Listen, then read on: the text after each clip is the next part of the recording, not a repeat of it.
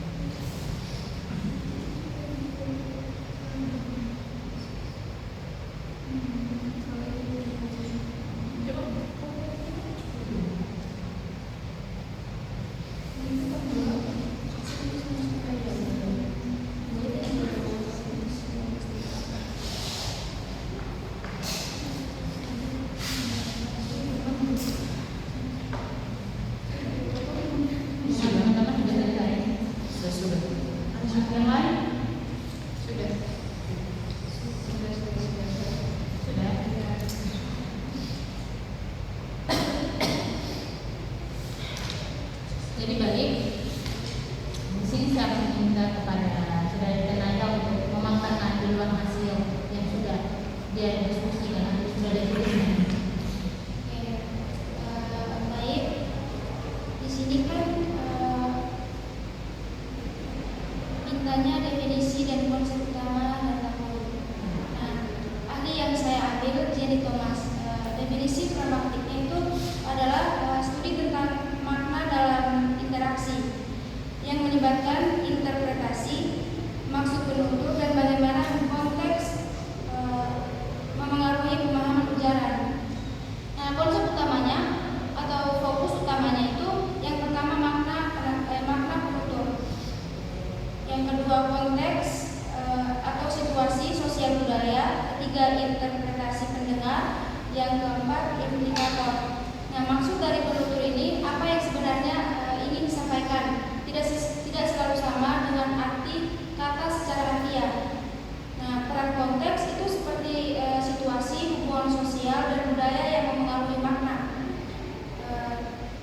Dengan pemahaman pendengar, bagaimana lawan bicara menafsirkan ujaran atau implikator ini, pesan yang tidak diucapkan langsung tetapi dipahami. Dan tahunnya itu 1995. Baik, itu saja yang saya mengkaji tentang Jenny Thomas. Baik, kemudian saya kembali lagi untuk menjelaskan sedikit tentang apa sudah jadi. Baik, kalau saya mengenai nama ahli Carlos Suarez terkait definisi pragmatik, konsep kunci, fokus utama, dan tahun.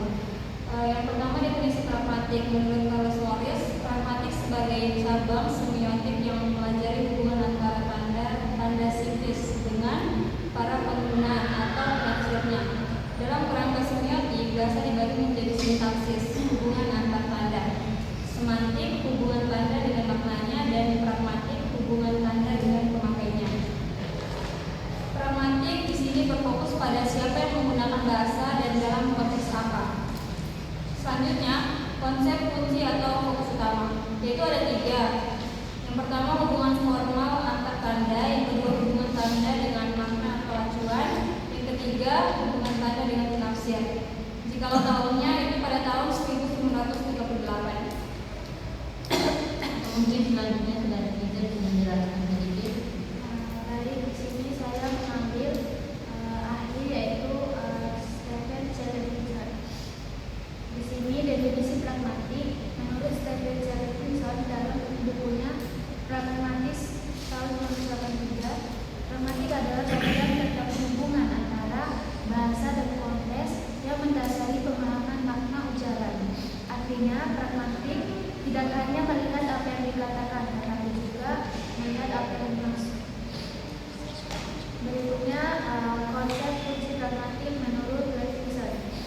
Yang pertama itu ada konteks, yaitu situasi atau kondisi yang melatar belakangi aturan. Yang kedua, basis, yaitu kata-kata yang maknanya bergantung pada konteks. Yang ketiga ada indikator, yaitu makna tersirat yang tidak diucapkan secara langsung. Yang keempat ada peranggapan, yaitu informasi yang dianggap sudah diketahui atau diasumsikan benar. Yang kelima, tindak tutur, yaitu tindakan yang dilakukan melalui ucapan.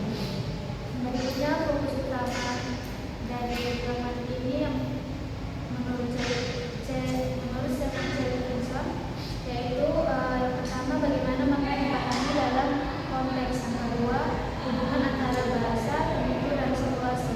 Yang ketiga, cara penutur menyampaikan maksud secara tidak langsung. Yang keempat, interpretasi makna yang melibatkan pengetahuan bersama syarat penulis. Tahun dari yang berikutnya Stephen Levinson ini tahun 1983. Nah, ini saja yang saya sampaikan. Karena sudah menjelaskan sedikit. Baik, di sini saya memilih ahli Jefferson. Di sini saya sudah mencari dia punya definisi pragmatik. Pragmatik adalah studi tentang penggunaan bahasa sebagai fenomena yang dinamis yang melibatkan pilihan voice dalam konteks sosial, budaya, dan politik. Di sini ada juga dia punya konsep kunci atau fokus utama. Yang pertama, language atau penggunaan bahasa. Yang kedua, voice atau pilihan bahasa oleh penutur. Yang ketiga, variability atau keraguan berbahasa. Keempat, regularity atau makna bisa dinegosiasikan. Dan yang terakhir, adaptability atau bahasa menyesuaikan konteks. Tahunnya tahun 1969. Baik, terima kasih. Mungkin saudara Vicky bisa menjelaskan. Baik, saya akan memberikan definisi pragmatik menurut ahli Jacob Traume. Mendefinisikan pragmatik sebagai cabang ilmu bahasa yang mempelajari penggunaan bahasa dalam konteks sosial, khususnya bagaimana makna ditentukan oleh situasi pemakaian bahasa, bukan hanya oleh struktur bahasa itu sendiri. Fokus utama atau konsep kunci bahasa dalam konteks sosial, yaitu hubungan antara penutur, lawan tutur, dan situasi. Yang kedua, pemakaian bahasa, bagaimana bahasa dipakai secara nyata. Yang ketiga, konteks, faktor penting seperti budaya, situasi, dan hubungan sosial melalui makna. Yang keempat, pragmatic acts, tindakan yang dilakukan melalui bahasa dalam kehidupan sehari-hari. Untuk tahunnya tahun 1993. Terima kasih. Baik, kemudian saya sendiri akan menjelaskan tentang ahli Giorgio. Nah, jadi definisi pragmatik menurut Giorgio, pragmatik adalah studi tentang makna yang disampaikan oleh penutur dan ditafsirkan oleh pendengar. Artinya, pragmatik menekankan bahwa makna tidak hanya berasal dari kata-kata, tapi juga dari niat penutur dan interpretasi pendengar dalam konteks tertentu. Konsep kunci atau fokus utama. Yang pertama, makna penutur atau speaker meaning. Yang kedua, konteks. Yang ketiga, indikator. Yang keempat, peradaban. Yang kelima, deksis. Yang keenam, tindak tutur atau space edge. Fokus utamanya, bagaimana penutur menyampaikan makna, bagaimana pendengar menafsirkan maksud penutur, bagaimana konteks yang mengaruhi pemaknaan bahasa, bagaimana orang memahami makna tersirat bukan hanya makna literal. Tahunnya, tahun terbit pada tahun 1996.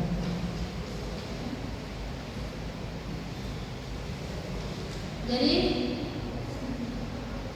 mungkin kami akan lanjut ke bagian kedua, yaitu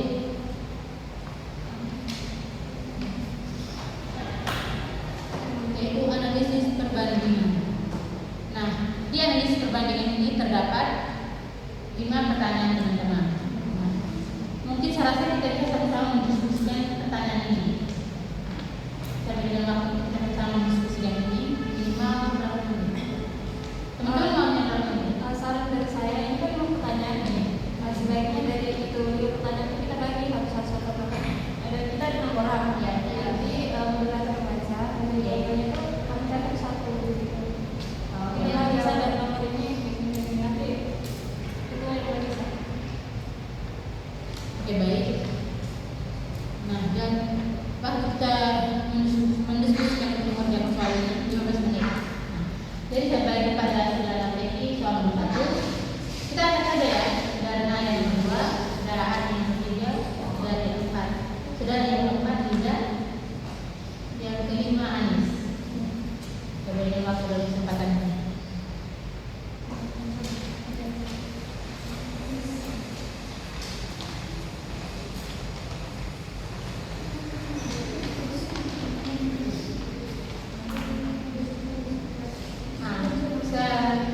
Selagi teman-teman mengerjakan itu, mungkin saya bisa membaca soalnya. Oh ya, boleh.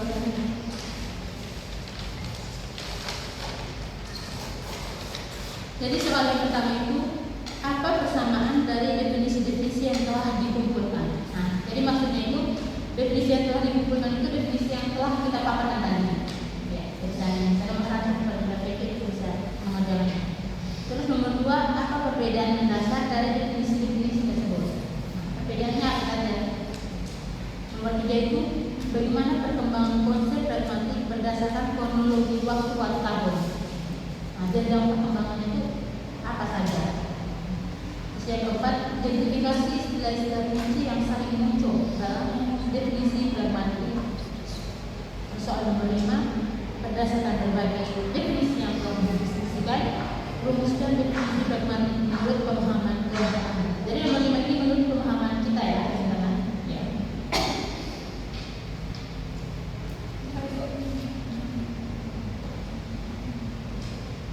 Di dalamnya kan bagian ya memang di dalam soalnya kan menurut pemahaman kita nih. Nah, tapi nanti kita tuh kayak kasih satu orang sebagai penyampaikan. Sebelumnya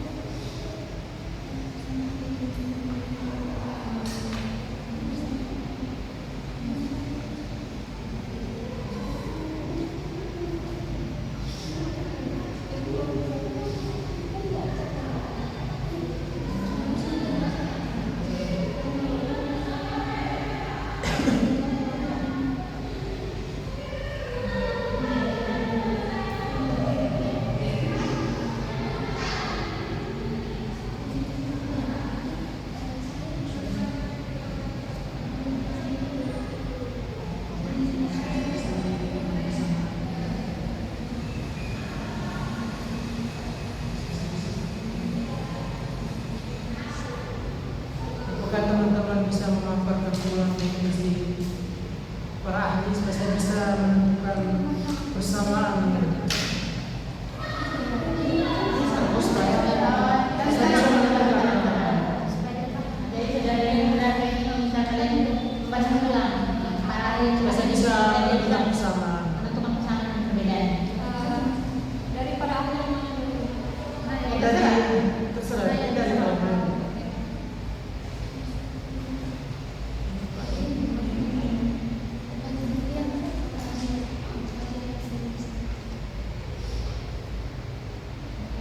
Nama ahli Carlos Morris.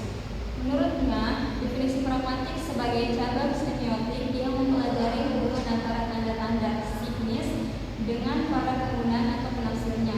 Dalam kerangka semiotik, bahasa dibagi menjadi sintaksis, hubungan antar tanda, semantik, hubungan tanda dengan maknanya, dan pragmatik, hubungan tanda dengan pemakaiannya.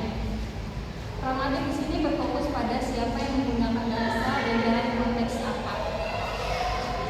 Oke, dari ahli Jerry Thomas, definisi pragmatiknya adalah studi tentang makna dalam interaksi yang melibatkan interpretasi, maksud penutur, dan bagaimana konteks memengaruhi pemahaman ajaran.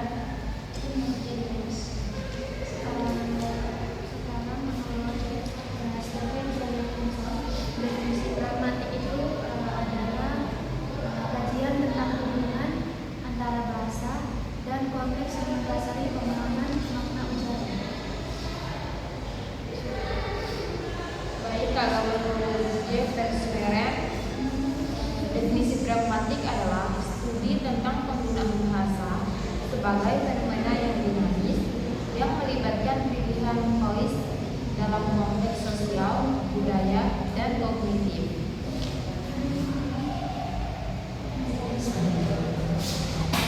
Oke, kalau dari ahli Giorgio, pragmatik adalah studi tentang makna yang disampaikan oleh penutur dan ditafsirkan oleh penutur. Artinya, pragmatik menekankan makna tidak hanya dalam kata-kata, tapi juga dalam niat penutur dan interpretasi pendana dalam konteks tertentu. Baik, terima kasih. Saya akan menyimpulkan persamaan.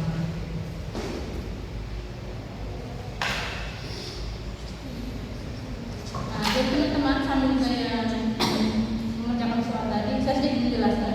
Nah, di tahap 3 ini kita melakukan penyusunan presentasi. Nah, kalau dari pendapat saya atau yang saya tangkap dari sini, di sini meminta kita menyusunlah hasil diskusi dalam bentuk presentasi dengan struktur sebagai berikut. Nah, jadi saya tanya teman-teman, apakah di sini kita menjelaskan ulang lagi dari video pertama sampai akhir, atau ini termasuk dalam pengalaman belum? Kan di sini sudah dijelaskan. Nah, susun hasil diskusi dalam bentuk presentasi dengan struktur sebagai berikut. Yang pertama, pendahuluan tata belakang singkat mengenai pentingnya konsep pragmatik. 2, definisi pragmatik dari minimal tanda ahli. 3, perbandingan dengan definisi. 4, kesimpulan dan definisi pragmatik menurut kelompok. Nah, di sini tertera penyusunan presentasi sebelumnya ini. Itu harus buat dulu. Nah, kalau yang saya tangkap, berarti kita membuat lagi apa yang sudah kita kerjakan di awal ini. Ini yang kita cari, kita bahas juga sebelum menuju pembahasan ini. Apakah begitu? Iya. Nanti yang sudah itu yang dari awal. Iya, dari awal. Teman-teman Dari diskusi lelang presentasi.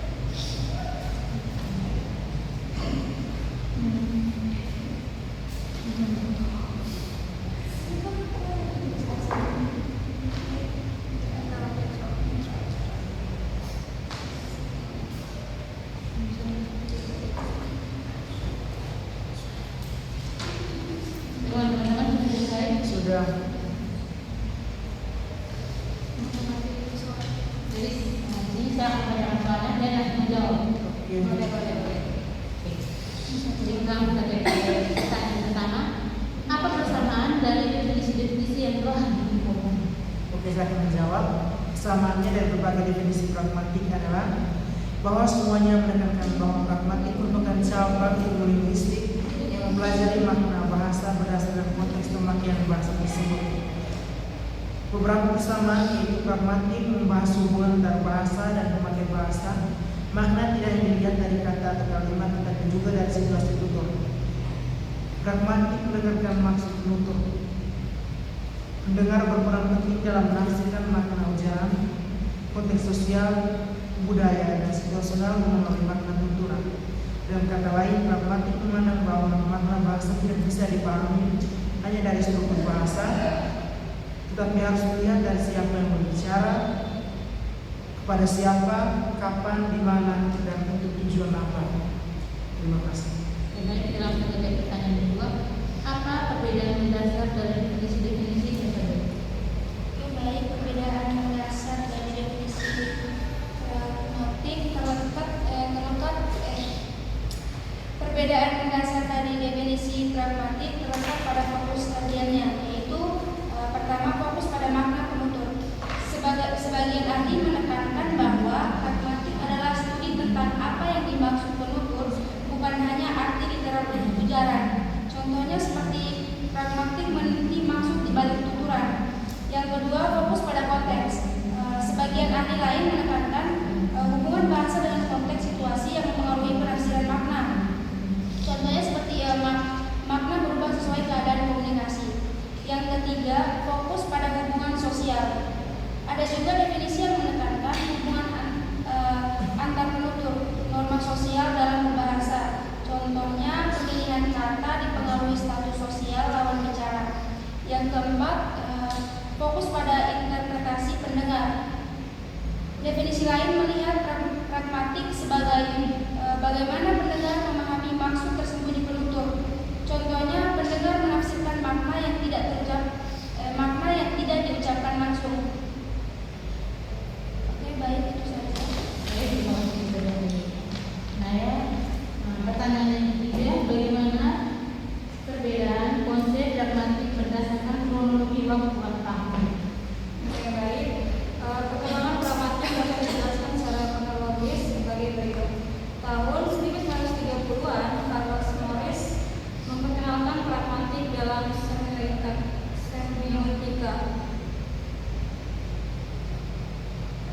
Pragmatik dipahami sebagai hubungan antara tanda dengan pengguna tanda. Ini menjadi dasar awal kajian pragmatik modern.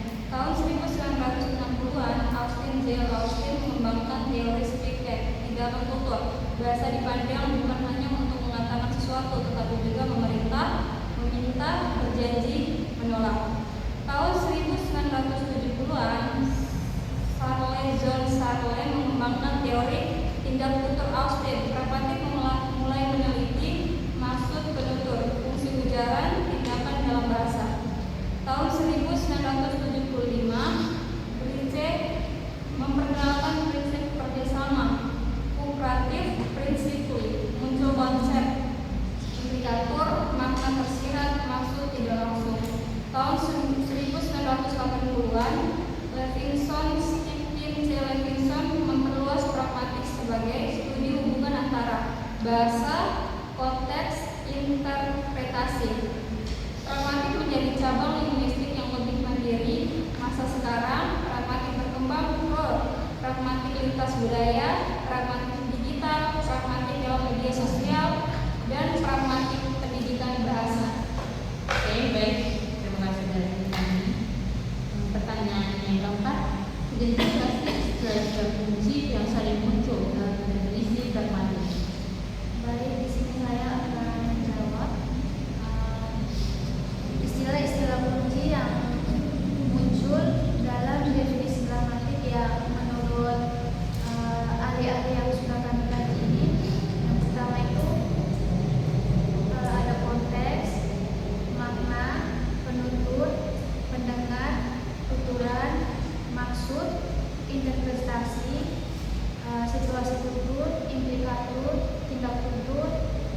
komunikasi, hubungan sosial.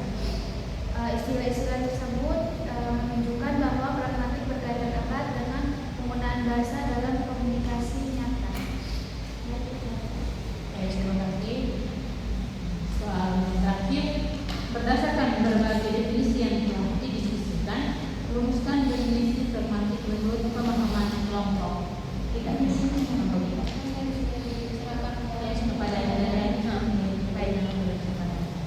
Baik, di sini saya sudah merumuskan definisi pragmatik menurut pemahaman kelompok. Berdasarkan berbagai definisi yang telah dipelajari, definisi pragmatik menurut pemahaman kelompok dapat dirumuskan sebagai berikut. Pertama, pragmatik adalah cabang ilmu linguistik yang mempelajari makna tutulan berdasarkan konteks penggunaannya, dengan memperhatikan hubungan antara penutur, pendengar, situasi tutur, serta maksud yang ingin disampaikan dalam proses komunikasi. Definisi ini menegaskan bahwa bahasa tidak berdiri sendiri. Makna dipengaruhi konteks tujuan komunikasi menjadi pusat kandungan pragmatik. Baik, itu saja. Oke, terima kasih kepada